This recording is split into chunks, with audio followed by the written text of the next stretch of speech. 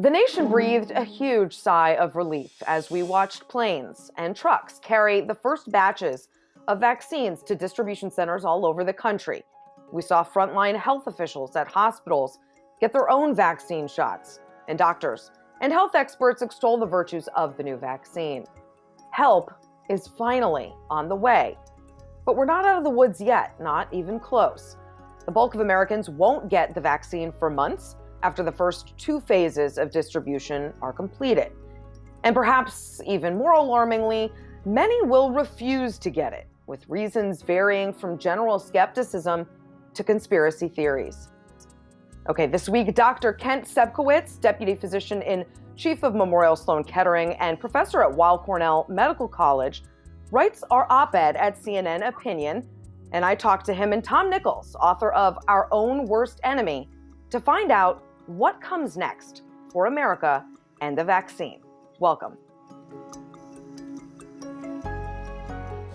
Dr. Sebkowitz, you really put the precariousness of the next few months in stark relief in your piece. You write, "We are about to roll out a completely unprecedented national program involving every last citizen with no promise that things will work out as intended." Explain what you mean. Sure.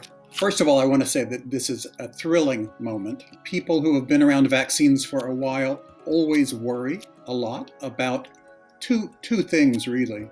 One is that there are always going to be side effects that are unanticipated. People want to think it's sinister, and we're going to have to be very even-handed about how we deal with it. The second thing is the social context that this is happening in, the political context that this is happening in. Hopefully, this will not become yet another tug of war between different ideologies, and we can all celebrate, but I don't think so. Tom, as you're well aware, our rejection of expertise has helped bring us to where we are today. 300,000 dead Americans, a president who refuses to mask up, nearly 40% of Americans saying they probably won't get the vaccine, according to Pew, conspiracy theorists elected to Congress. How do you square that the people who are most likely to demand we reopen the economy maybe earlier than we should are also the least likely to want to get this vaccine? I think sometimes the easiest way to understand people who hold those paradoxical views is to think of them like toddlers who want what they want.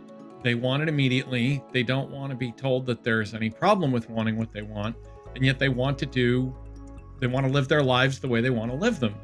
And that is a really a deep misunderstanding of life in any community, in certainly in a representative democracy, where we all have to make compromises, we have to negotiate with each other, we have to listen to each other, we have to accept outcomes that we sometimes don't like. And perhaps most importantly, when it comes to science, we have to understand that there is a basic division of labor, that some of us are good at some things, others of us are going to be good at other things, and we're going to have to take advice and recommendations, even if they are not perfect. But Tom, you and I, having come up in politics, right, and we've done politics for some time. I mean, I'm very aware of the rise in anti-science, especially in the Republican Party and on the conservative side. It didn't start with this pandemic. It didn't start with Donald Trump. But I somehow thought, and I want your opinion, that during this pandemic, as it really started to become clear this was a global, deadly, horrible, real thing, that would kind of dissolve and the politics would fall away and we'd just take health safety at face value. Are you surprised by that, or is that exactly how you expected it to go? No, I have to say that I'm the guy that went around giving talks for 3 years saying, well, the death of expertise is a problem, but if there's a war or a global depression or a pandemic, and I actually brought up the example of a pandemic many times when I was on the road. I said, that'll snap us all out of it. So I was wrong. And I think there's two reasons for it. One is, I think we all underestimated the degree to which people had fused their rejection of science to their sense of themselves as people. That I think we underestimated the degree to which Americans have become the country of "you're not the boss of me." You can't make me. The first part I sort of thought might happen because, that's how we got here in the first place. But that second part, where the entire Republican Party made the rejection of science a very personal and very searing test of political loyalty, that's the part I did not see coming. I expected Republicans to act much more in the public interest, and I was just wrong. Well, this is the biggest moment science has had possibly since we shot the guy to the moon. That said, the intense celebration will only provoke those who are fundamentally anti-science.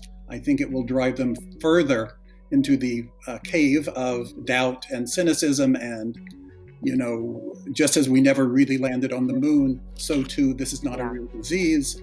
And that's on an overlay of people who hate vaccines anyhow. Dr. Sepkowitz, back to the numbers. How many Americans need to get the vaccine for us to say the pandemic is on its way out? How many and how long do you think that will take? That's the zillion-dollar question. The number that the Fauci and others are putting forward is in the range of 3/4 of the country. I've seen 65% up to 80%. Those are usually good enough numbers to curtail, but not eliminate, any sort of blistering pandemic like we're seeing now. Will that get us to herd immunity? Is that? Yeah, that's the number. Herd immunity is a mathematically derived model that isn't a magic moment. In other words, if we go from 74% and one more person gets vaccinated and we're at 75%, all of a sudden risk doesn't go away. It's a less risk. But even at 90% and 95%, there will be some transmissions. Okay. Well, and Tom, to the fringe minority of people who think the pandemic is made up so that the drug companies can make money off of a vaccine and then other malign actors can implant microchips in us. Tom, what would you say to those people? Nothing. Good. Thanks for joining me. I think arguing with them,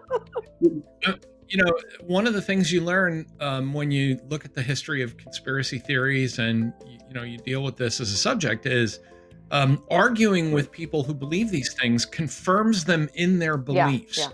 So if someone says, well, I'm not getting the vaccine, my answer is going to be, well, just stay away 6 from feet me. away from me.